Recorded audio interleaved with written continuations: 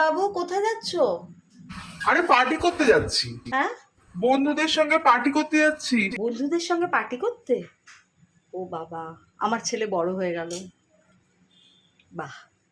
হ্যাঁ, তুমি একটা ছেলে, যে ছেলে তো কি হয়েছে, ছেলে মানেই যে সে খুব সুরক্ষিত এমন নয়।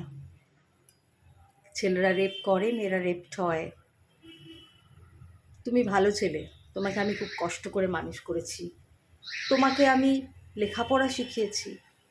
আজকে মনোজিৎ বলে ছেলেটার কথা ভাবো তো, মনোজিৎ মিশ্র, সাউথ কলকাতা ল কলেজের ছেলে। তার বাবা মাও তোকে কষ্ট করে লেখাপড়া শিখিয়েছে, মানুষ করেছে, অনেক খরচা করেছে।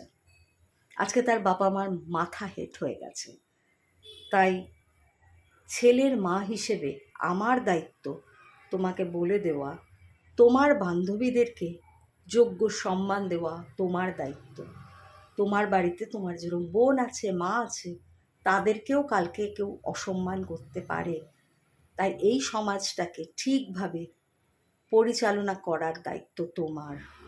তুমি পার্টি করতে যাচ্ছ, সেখানে তুমি মদ খেতে পারো, সিগারেট খেতে পারো, তোমাকে মানা করছি না, তুমি বড় হয়েছো, কিন্তু বাবা মার মাথাটা হেট করিয়ে দিও না কিন্তু কোনো দিন।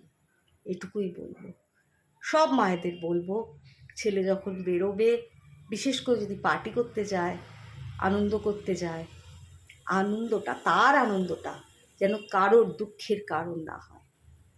এটুকুই বলার ছিল।